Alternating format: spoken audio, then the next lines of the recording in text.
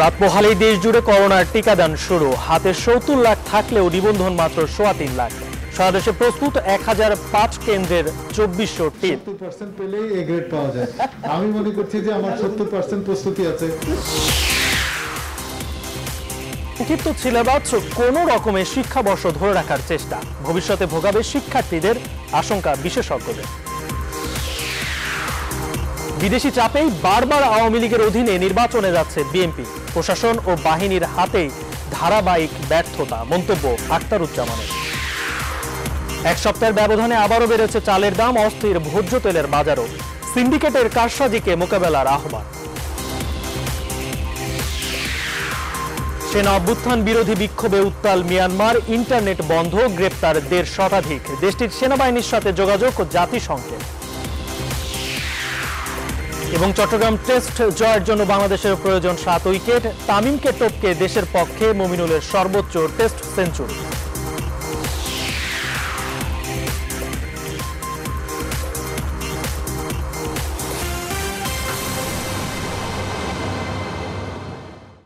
Rainbow allrounder exterior paint, বাংলাদেশের আবহাওয়া উপযোগী একমাত্র পেইন্ট। স্বাগত নিউজ 24 সংবাদের সঙ্গে আছে গালিব নেরিয়াজ। দেখছিলেন শিরোনাম, এবারে বিস্তারিত। রাত পোহালেই শুরু হচ্ছে সারা দেশে করোনার টিকা প্রয়োগ। এরই মধ্যে প্রস্তুত হয়েছে সারা দেশের ১০০৫টি হাসপাতালের ২৪০০ টিম।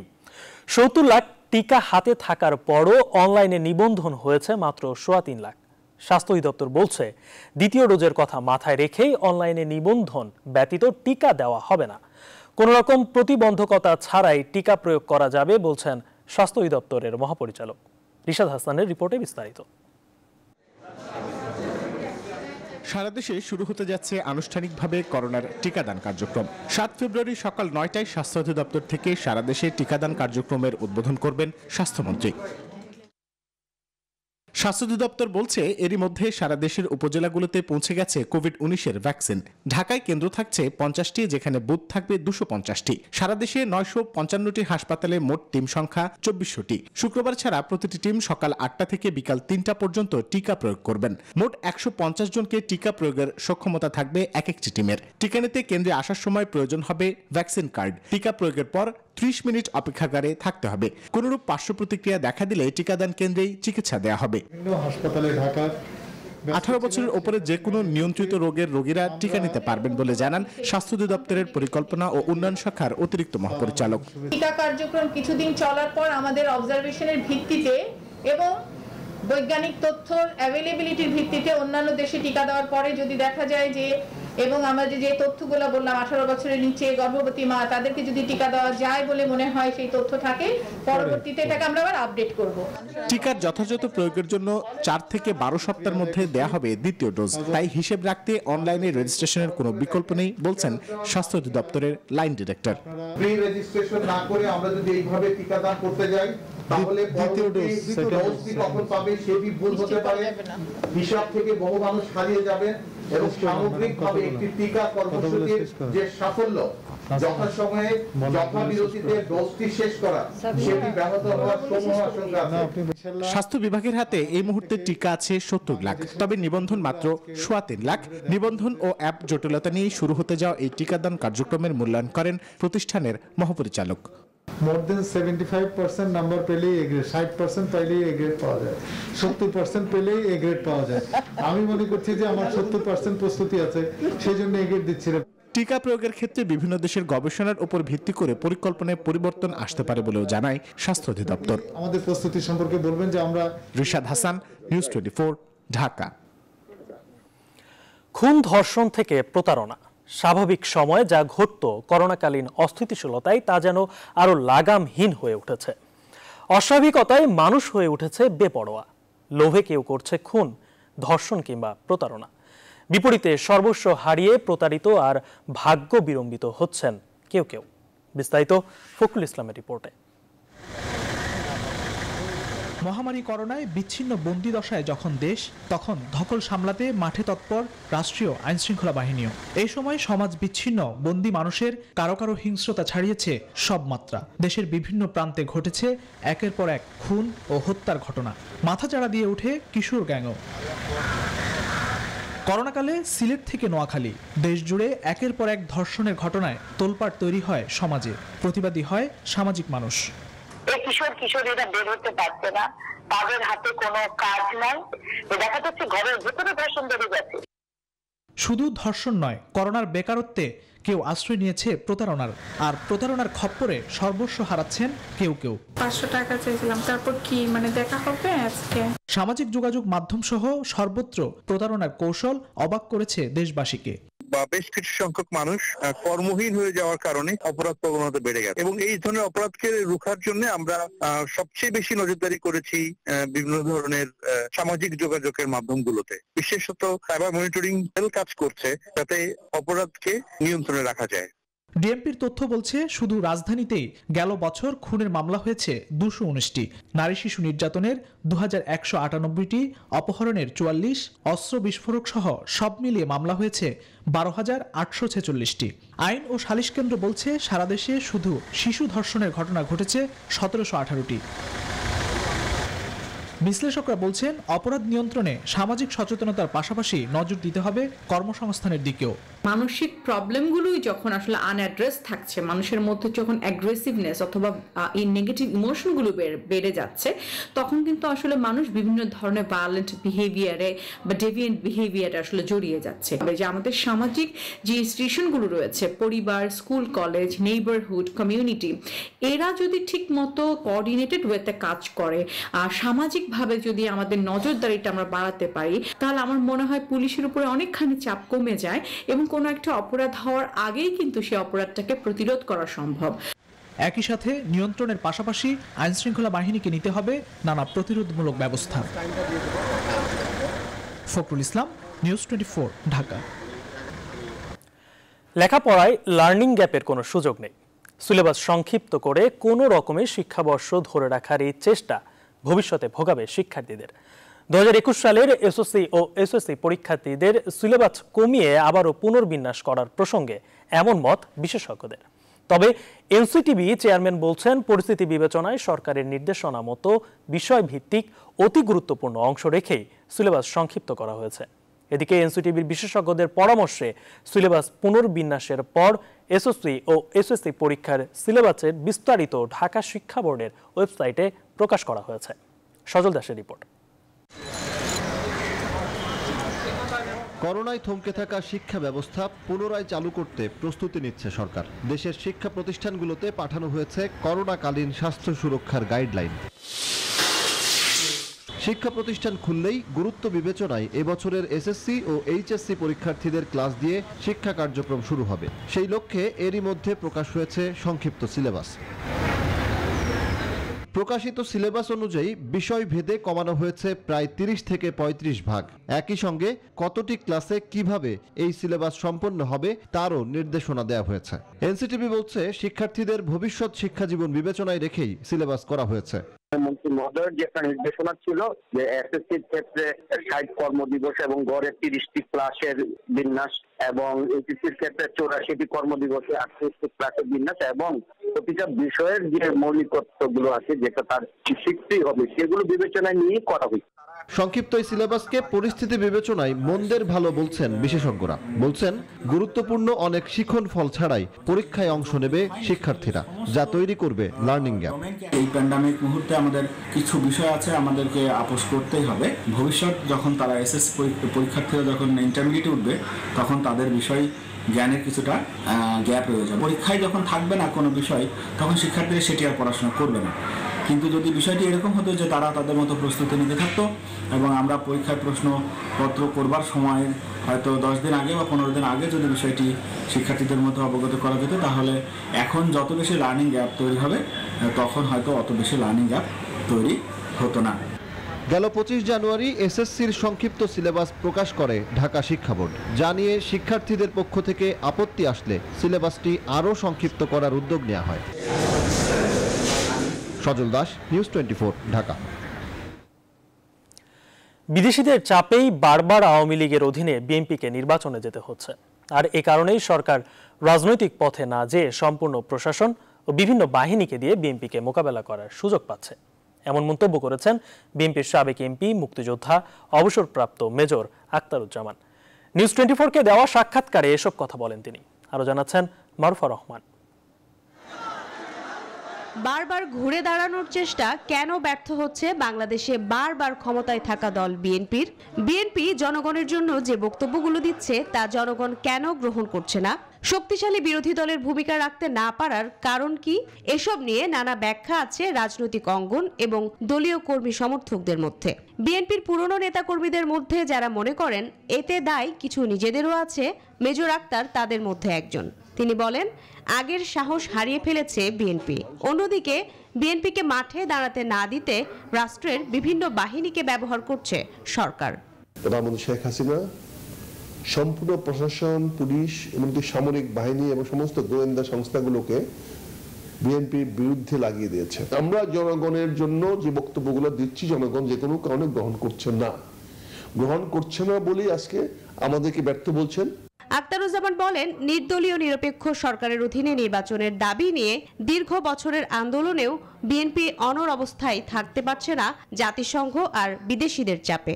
আমাদের দেশের নির্বাচনগুলো আমরা চাই না, এই সরকার অধীনে নির্বাচন চাই না, কিন্তু আমাদেরকে বিভিন্নভাবে চাপ সৃষ্টি করতেছেন এই বিশেষ করে বিদেশিরা, জাতিসংঘ এবং তারা চাচ্ছেন তাদের ফর্মুলাতে আমরা নির্বাচন করে তাদের যে এজেন্ডাগুলো আছে বাস্তবায়িত করে যাক। আখতারুজ্জামান মনে করেন, বিএনপির সংসদে যাওয়া এমন একটা ভুল সিদ্ধান্ত যার কারণে আরো অনেকগুলো ভুল সিদ্ধান্ত নিতে হচ্ছে। যে পার্লামেন্টে আমাকে কোটা ভিত্তিতে নির্বাচিত করছে, সেই পার্লামেন্টে আমি কথা বলতে যাবো কেন? মারুফা রহমান, নিউজ 24, ঢাকা। ক্রিকেট জুয়ারি সন্দেহে চট্টগ্রামে বাংলাদেশ ওয়েস্ট ইন্ডিজ টেস্ট চলাকালীন 3 ভারতীয় নাগরিককে আটক করে পুলিশে দিয়েছে জাতীয় নিরাপত্তা গোয়েন্দা সংস্থার সদস্যরা। আটককৃত 3 জন হলেন সুনীল কুমার, চেতনা শর্মা ও সানি ম্যাগু। তাদের কাছ থেকে 3টি মোবাইল ও ম্যাচের 3টি টিকিট উদ্ধার করা হয়েছে। পাহাড়তলী জোনের সহকারী পুলিশ কমিশনার মোহাম্মদ আরিফ হোসেন জানান, জব্দকৃত মোবাইলের তথ্য যাচাই বাছাই চলছে। ম্যাচের টিকিট তারা কোথায় পেল সেটার উৎস খুঁজে দেখছেন তারা। পুলিশের এই কর্তা জানান, জুয়ার সঙ্গে জড়িত থাকার প্রমাণ পেলে আটককৃতদের বিরুদ্ধে আইনানুগ ব্যবস্থা নেওয়া হবে।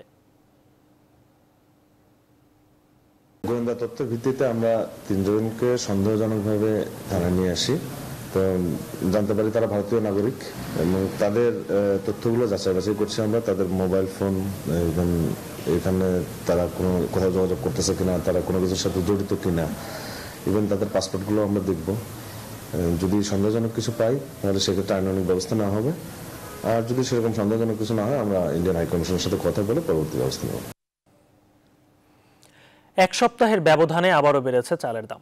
ঢাকার বাজারে প্রতি কেজি চালে দাম বেড়েছে 3 থেকে 4 টাকা, প্রতি বস্তায় বেড়েছে 50 থেকে 100 টাকা। চট্টগ্রামে আরও চড়া চালের বাজার, বাড়তি দাম ভোজ্য তেলেও। এমন অবস্থায় পাইকাররা বিশ্ববাজারকে দুষলেও ক্রেতারা বলছেন সিন্ডিকেট কারসাজি। Consumers association of Bangladesh cab বলছে, পরিস্থিতি স্বাভাবিক করতে বাজারের উপর বাড়াতে হবে সরকারের নজরদারি। প্লাবন রহমানের রিপোর্টে বিস্তারিত। ভয়, শঙ্কা আর থমথমে অবস্থার পর শনিবার সবচেয়ে বড় বিক্ষোভ দেখল মিয়ানমারের জান্তা সরকার। সেনা অভ্যুত্থান বিরোধী আর সূচির মুক্তির দাবিতে সর্বস্তরের হাজারো মানুষ শনিবার ইয়াঙ্গুনের রাস্তায় নেমে বিক্ষোভ করে। আন্দোলনে যোগ দিচ্ছেন দেশটির আইনজীবীরাও। বিক্ষোভ ছড়িয়ে পড়েছে মিয়ানমারের বিভিন্ন এলাকায়।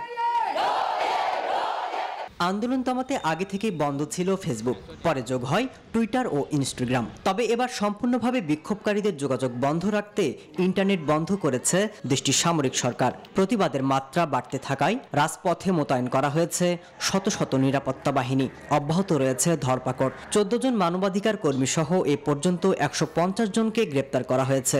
এমনকি দেশটির প্রেসিডেন্টের কার্যালয়ের নামও পরিবর্তন করা হয়েছে। মিয়ানমারের চলতি সপ্তাহে অভ্যুত্থানের পর প্রথমবারের মতো দেশটির সেনাবাহিনীর সঙ্গে যোগাযোগ করছে জাতিসংঘ। শুক্রবার জাতিসংঘের মহাসচিব এমন তথ্য জানিয়েছেন। এতে সামরিক বাহিনীর হাতে আটক বেসামরিক রাজনৈতিক ব্যক্তিদের মুক্তির দাবি করা হয়েছে। এছাড়া সংকট নিরসনে অন্যান্য দেশের সঙ্গেও যোগাযোগ করছেন জাতিসংঘ। মাসুদ রানা, নিউজ 24। দর্শক দেখছিলেন মায়ানমারের অস্থির রাজনৈতিক পরিস্থিতি। আমরা যেই রিপোর্টটি পড়ছিলাম যে চালের বাজার অস্থিতিশীল, আমরা সেই রিপোর্টে এখন দেখব।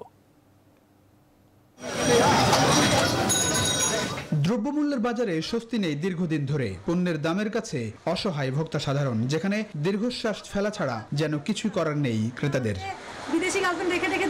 চট্টগ্রামের সবচেয়ে বড় চালের মোকাম পাহাড়তলী ও চাকতায় চালপট্টি। চালের সরবরাহ থাকলেও নানান অজুহাতে পাইকারিতে বস্তা প্রতি দাম বেড়েছে 200 থেকে 300 টাকা পর্যন্ত। ভারত থেকে সিদ্ধ চাল আমদানি হলেও আতপ চালের আমদানি না থাকার সুযোগ নিচ্ছে অসাধু সিন্ডিকেট। যারা আমদানিকারক তারা হলো যে আমাদের সম্পূর্ণ মিল মালিকেরা নর্থ বেঙ্গলের, তারা আমদানি করে এই মালগুলো সব গুদামে ঢুকাইছে। গুদাম থেকে তারা তাদের মতো করে তারা কৃত্রিম সংকট সৃষ্টি করে এখন মার্কেটে আসতেছে। রাজধানী ঢাকার বাজারেও গেল 1 মাস আগে যেখানে এক বস্তা মিনিকেট চালের দাম ছিল 2800 টাকার আশেপাশে, সেখানে এখন সেই চালের দাম হাঁকা হচ্ছে 3100 টাকা। অন্যদিকে লাগামহীন ভোজ্য তেলের দামও গেল সেপ্টেম্বরে প্রতি কেজি খোলা সয়াবিন বিক্রি হচ্ছে 80 টাকায়, এখন সেই তেল বিক্রি হচ্ছে 125 টাকায়। মানে যে ঘোড়া লাফায় বাড়ে ওই রকম বাড়তেছে। আপনার 5 লিটার আমরা বিক্রি করতাম 460 টাকা, এখন বিক্রি করতেছি 570 টাকা। নিয়মিত বাজার মনিটরিং দরকার আছে।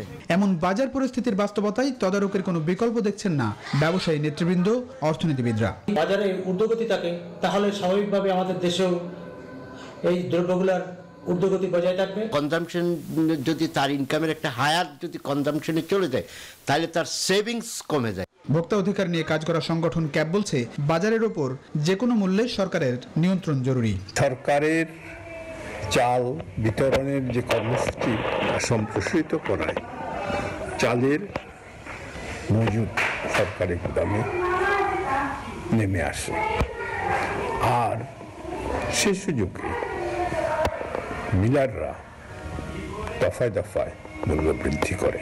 নিত্যপণ্যের দাম বৃদ্ধিতে জড়িত সিন্ডিকেটকে অবিলম্বে আইনের আওতায় আনার দাবি আসছে ভোক্তাদের পক্ষ থেকে। প্লাবন রহমান, নিউজ 24, ঢাকা।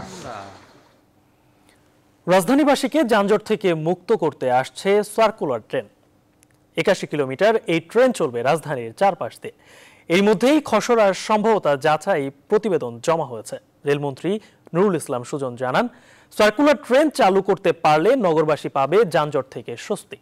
2028 সালে রাজধানীবাসীকে এই ট্রেনের সুবিধা দিতে চায় রেল মন্ত্রণালয়। তৌফিক মাহমুদ মুন্নার বিশেষ রিপোর্ট। রাজধানী ঢাকা আর যানজট একে অন্যের পরিপূরক শব্দ। এই যানজটের কারণে মেগাসিটি ঢাকায় বসবাসরত ও আসা যাওয়া করা নাগরিকদের হাজার হাজার কোটি টাকার কর্মঘণ্টা প্রতিদিন নষ্ট হচ্ছে। নগরবাসীকে এই যানজট থেকে মুক্তি দিতে নতুন প্রকল্প হাতে নিয়েছে সরকার। সার্কুলার ট্রেন নামে এ প্রকল্পের পরামর্শক প্রতিষ্ঠান সার্কুলার রেল লাইন টঙ্গী থেকে শুরু হয়ে পুরো ঢাকা ঘুরে আবার ইস্তেমা মাঠে এসে শেষ হবে। এর মধ্যে সদরঘাট, কামরাঙ্গীরচর ও সিদ্ধিরগঞ্জ স্টেশন হবে আন্ডারগ্রাউন্ড। প্রতিবেদন অনুযায়ী রেল লাইনের দৈর্ঘ্য হবে 81 কিলোমিটার, যার মধ্যে 9.9 কিলোমিটার হবে মাটির নিচ দিয়ে, বাকি 70.99 কিলোমিটার হবে এলিভেটেড। স্টেশনগুলোর মধ্যে 12টি হবে ট্রান্সফার স্টেশন ও 11টি ট্রানজিট স্টেশন। এই রেলপথের সম্ভাব্য ব্যয় ধরা হয়েছে $780 কোটি 30 লাখ, যা বাংলাদেশি মুদ্রায় প্রায় 71,000 কোটি টাকা। রাজধানীতে এমন প্রকল্প চ্যালেঞ্জ হলেও সকলের সাথে সমন্বয় করেই বাস্তবায়ন করার কথা বললেন রেলমন্ত্রী। আমাদের যে বন্যা নিয়ন্ত্রণ যে বাঁধের যে পরিকল্পনা, সেটাকে ঘিরেই কিন্তু অল্প কিছু হয়তো জমি আমাদের অধিগ্রহণ করতে হবে, কিন্তু মূলত কিন্তু এই ইয়েটা এবং আমাদের এই সার্কুলার যে রেলপথটি এটি আমরা এলিভেটেড করছি তার সিংহভাগেই। তাহলে উপর দিয়ে যদি যায় তাহলে নিচে সড়ক থাকলো, বাঁধ থাকলো এবং আমাদের ট্রেনও থাকলো। সার্কুলার ট্রেন চালু হলে রাজধানীর পরিবহনের উপর অনেকটা চাপ কমবে, এমনকি নগরবাসীও পাবে যানজটবিহীন রাজধানী, দাবি রেলমন্ত্রীর। এটাতে আমরা একটা স্বস্তি আনতে পারবো। আপনারা ইতিমধ্যে দেখেছেন যে আমরা কমলাপুরে আমরা কিন্তু ছোটো করে নিয়ে আসতেছি, অর্থাৎ আমাদের যে একটা পরিকল্পিত যখন আমাদের ব্যবস্থা আমরা গড়ে তুলতেছি, তখন কিন্তু আপনি দেখবেন যে প্রত্যেকটি অন্যান্য সকল ব্যবস্থার সঙ্গে কিন্তু সামঞ্জস্য রেখে মানুষের যে সুবিধা, এই সুবিধা তৈরি করার জন্যই কিন্তু আমরা কাজগুলো করতেছি। প্রতিবেদন অনুযায়ী আগামী 2022 সালে কাজ শুরু হবে সার্কুলার ট্রেনের, শেষ হবে 2028 সাল নাগাদ। তৌফিক মাহমুদ মুন্না, নিউজ 24, ঢাকা। সংবাদের সময় হলে একটি বিরতি নেওয়ার সঙ্গেই থাকুন।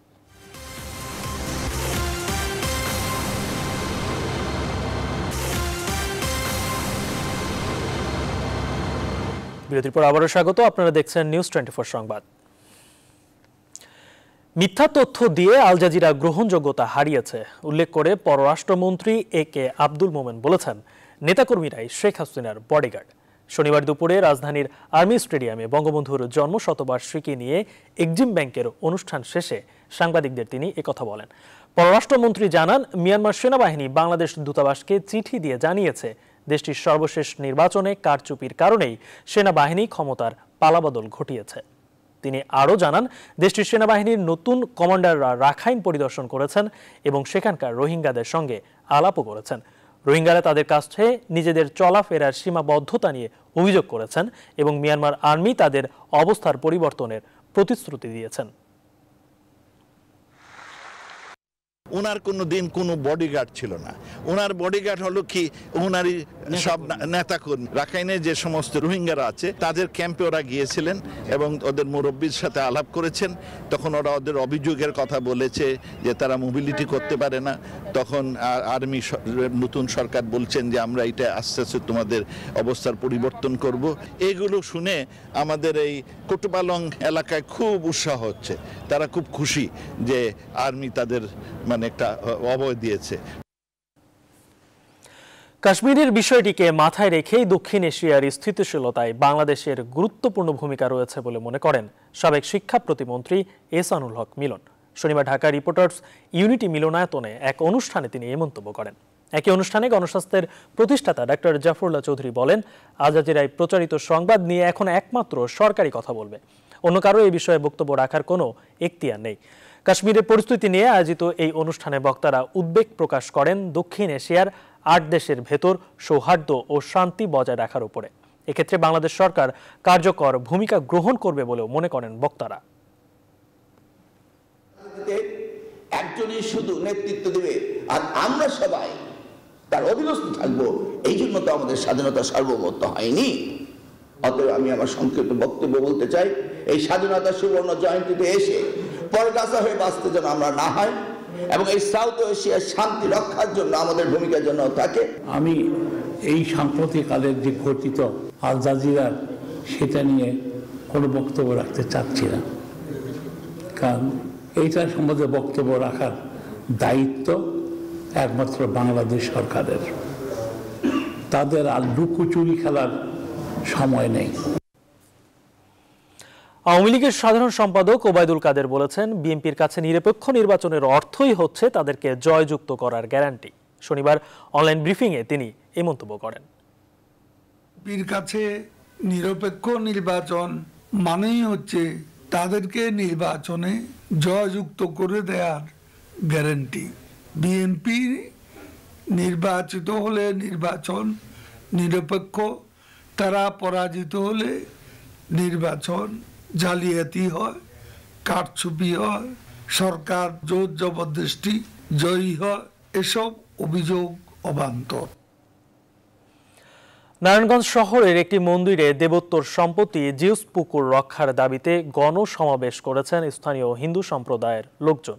বিকেলে নারায়ণগঞ্জ জেলা হিন্দু সম্প্রদায়ের ব্যানারে দেওভোগ এলাকার পুকুর পাড়ের সামনে এই কর্মসূচি পালন করেন তারা। সমাবেশে বক্তারা অভিযোগ করে বলেন, সিটি কর্পোরেশনের মেয়র ডক্টর সেলিনা হায়াত আইভি ও তার পরিবার দেবোত্তর সম্পত্তি ভোগ দখলের পায়তারা করছেন। যে কোনো মূল্যে মেয়র ও তার পরিবারের হাত থেকে এই মন্দির সম্পত্তি উদ্ধারের কথা জানান তারা। ধর্মীয় প্রতিষ্ঠানে হাত দিলে গণবিস্ফোরণের হুঁশিয়ারিও দেন।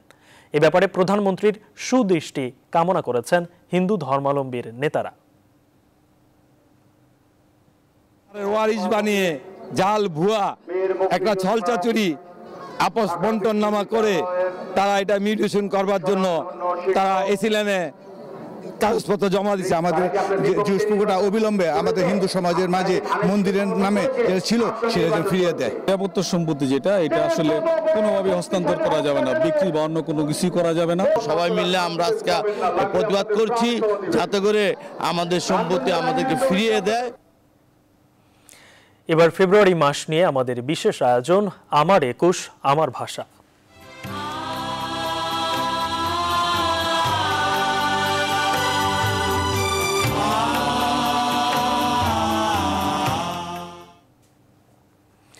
উটকো শব্দ ব্যবহার করে নিজের পাণ্ডিত্য দেখানোর দরকার নেই বলে মনে করেন বাংলা একাডেমির সভাপতি শামসুজ্জামান খান। তার মতে বাংলা ইংরেজির মিশ্রণে কথা বলা মোটেই আধুনিকতার পরিচয় নয়। তবে যে শব্দগুলো বাংলা ভাষায় প্রবেশ করেছে সেগুলো ব্যবহার করা যেতেই পারে। অন্তরা বিশ্বাসের প্রতিবেদনে বিস্তারিত।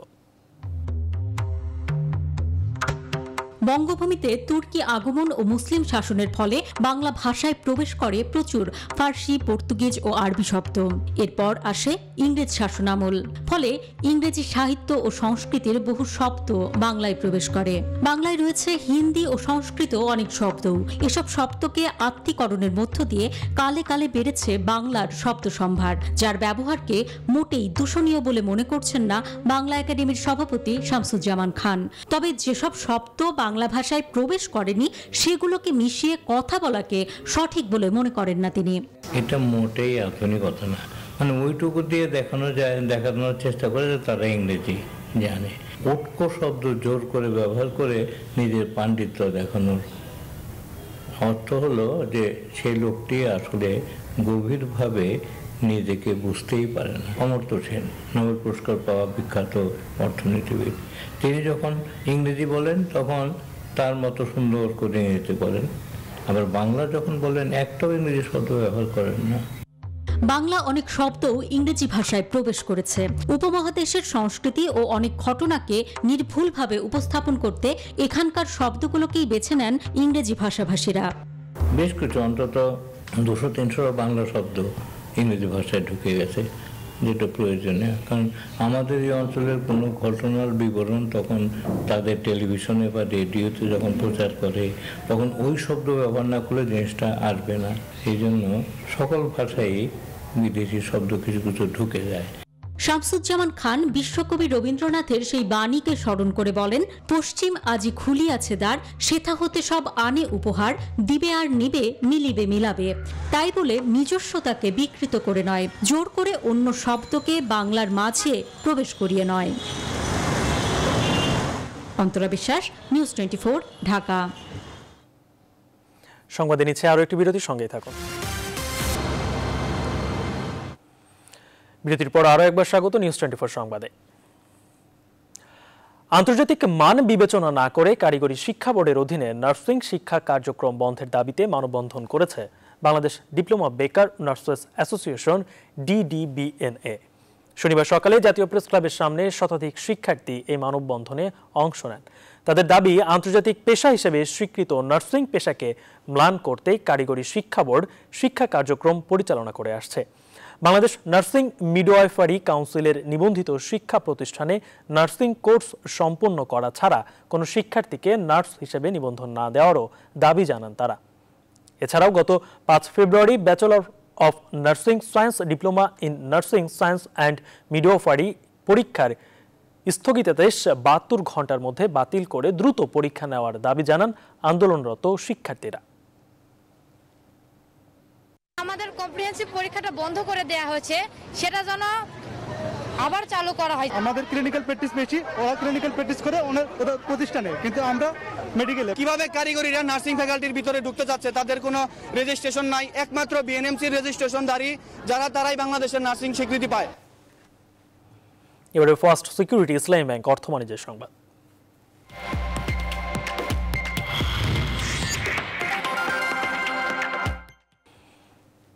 ইসলামী ব্যাংক বাংলাদেশ লিমিটেডের চট্টগ্রাম নর্থ ও সাউথ জোনের ব্যবসায় উন্নয়ন সম্মেলন অনুষ্ঠিত হয়েছে। শনিবার চট্টগ্রামের একটি হোটেলে এই অনুষ্ঠানের আয়োজন করা হয়। চট্টগ্রাম নর্থ জোন প্রধান নায়ার আজমের সভাপতিত্বে অনুষ্ঠিত সম্মেলনে প্রধান অতিথি হিসেবে উপস্থিত ছিলেন ব্যাংকের ম্যানেজিং ডিরেক্টর ও সিইও মোহাম্মদ মনিরুল মাওলা। বিশেষ অতিথি ছিলেন additional managing director Kaiser Ali ও Omar Faruk Khan, deputy managing director Abu Reza Mohammad Yahya, JKM Habibullah, FCS ও মোশাররফ হোসাইন এবং এক্সিকিউটিভ ভাইস প্রেসিডেন্ট মিফতাউদ্দিন।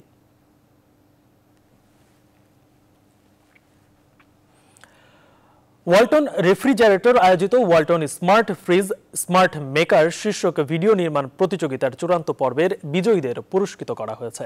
সেরা 3 বিজয়ী যথাক্রমে 1,50,000 ও 30,000 টাকা পুরস্কার পেয়েছেন। বৃহস্পতিবার রাজধানীর ওয়ালটন কর্পোরেট অফিসে আয়োজিত এক অনুষ্ঠানে তাদের মধ্য থেকে চূড়ান্ত পর্বে সেরা 3 বিজয়ী নির্বাচন ও পুরস্কৃত করা হয়। বাকি প্রতিযোগীদের ওয়ালটন রেফ্রিজারেটরের সৌজন্যে প্রত্যেককে 15,000 টাকা এবং ক্রেস্ট দেওয়া হয়।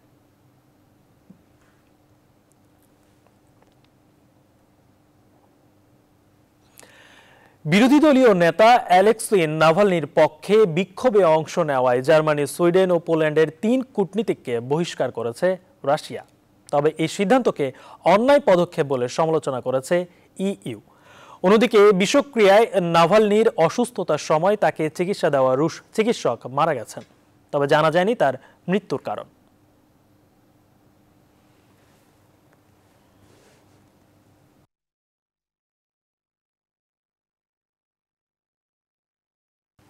এবারে প্রবাসের খবর।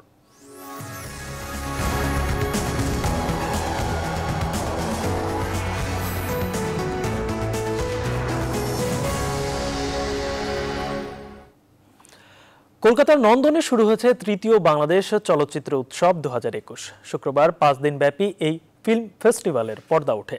সেখানে প্রদর্শিত হবে বাংলাদেশের জনপ্রিয় 32টি সিনেমা। কলকাতা থেকে পাঠানো তথ্যচিত্রে আসমাতুলের ডেস্ক রিপোর্ট। কলকাতায় বহুল প্রতীক্ষিত বাংলাদেশ চলচ্চিত্র উৎসবের মহাসমাবেশ শুরু হয়েছে শুক্রবার। নন্দনের সুসজ্জিত প্রেক্ষাগৃহে বাংলাদেশের চলচ্চিত্র নিয়ে তৃতীয়বারের মতো এই উৎসব শুরু হয়। খুশি 2 বাংলার চলচ্চিত্রের শিল্পী ও কলাকুশলীরা।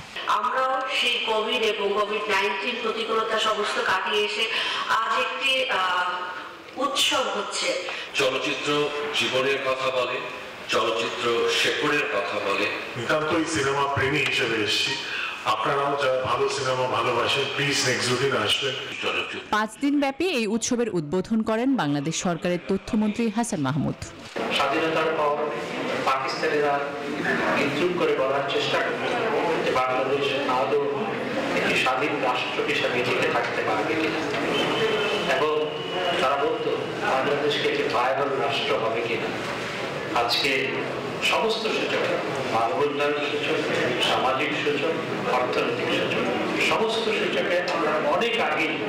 উদ্বোধনী পর্বে হাসিনা এ ডটার্স টেল চলচ্চিত্রটি প্রদর্শিত হয়। পরবর্তীতে নডরাই, গন্ডি, আয়নাবাজি, জন্মসাথী, কৃষ্ণপক্ষ, অন্তর্জালা, ফাগুন হাওয়াই সহ 32টি সিনেমা প্রদর্শিত হবে।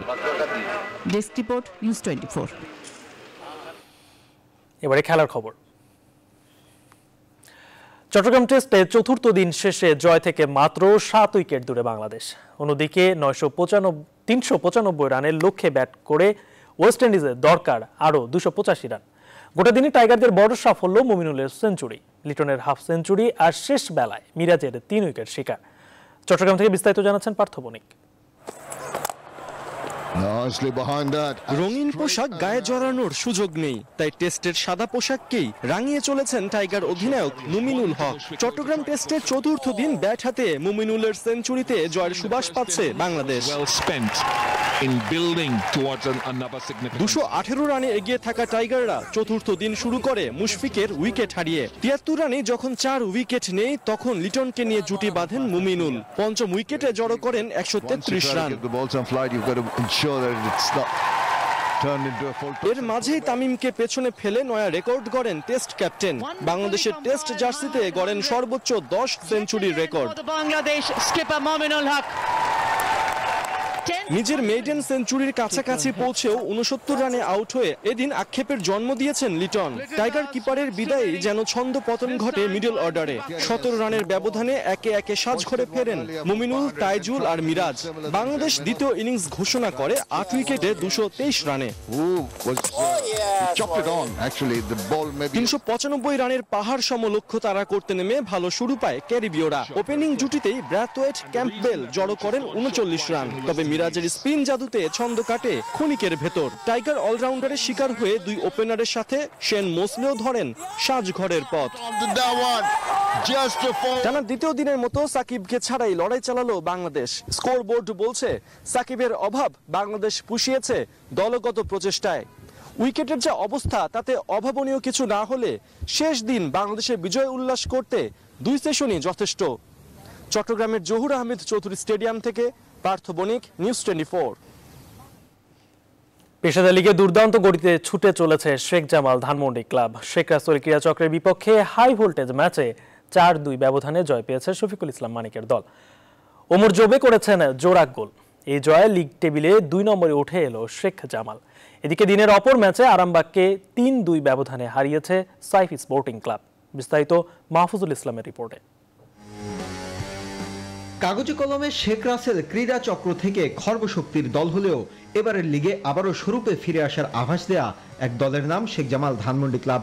ধানমন্ডির জায়ান্টরা হাই ভোল্টেজ ম্যাচে শেখ রাসেলকে হারিয়েছে 4-2 ব্যবধানে। বাংলাদেশ প্রিমিয়ার লিগের ম্যাচটি শেখ জামালের গোলের জন্য অপেক্ষা ম্যাচের 38 মিনিট পর্যন্ত। ডিফেন্ডার দিদারের ভুল পাসে বল পেয়ে জোরালো শট নেন সুলেমান সিল্লা। সেই শট গ্রিপ করতে ব্যর্থ আশরাফুল রানা। প্রথমার্ধে অতিরিক্ত সময়ে আবারও শেখ রাসেলের ডিফেন্ডারদের ভুলে স্পেস পেয়ে যান ওমর জোবে। বক্সের খানিক বাইরে থেকে জোরালো শটে ব্যবধান 2-0 করেন এই স্ট্রাইকার।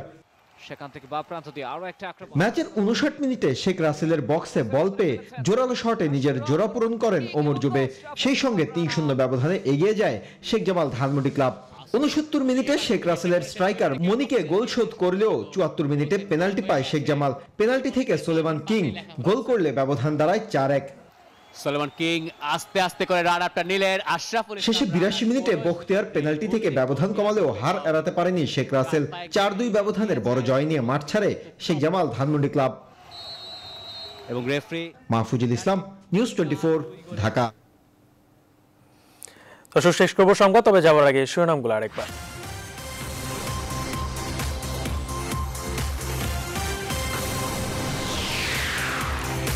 রাত পোহালেই দেশ জুড়ে করোনা টিকাদান শুরু। হাতে 70 লাখ থাকলেও নিবন্ধন মাত্র 3.25 লাখ। সারা দেশে প্রস্তুত 1005 কেন্দ্রের 2400 টিম। 70% পেলেই এ গ্রেড পাওয়া যায়। আমি মনে করছি যে আমার 70% প্রস্তুতি আছে।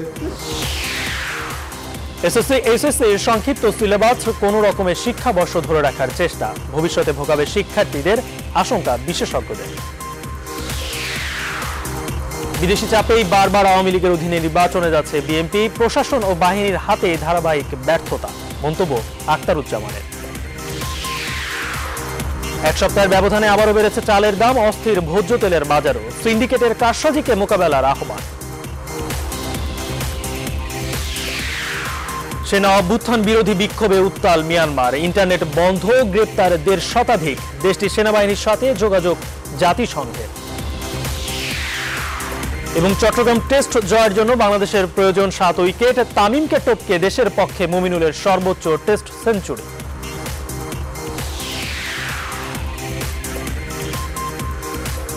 এ ছিল এখনকার নিউজ 24 সংবাদের আয়োজন। সঙ্গে থাকায় ধন্যবাদ সবাইকে।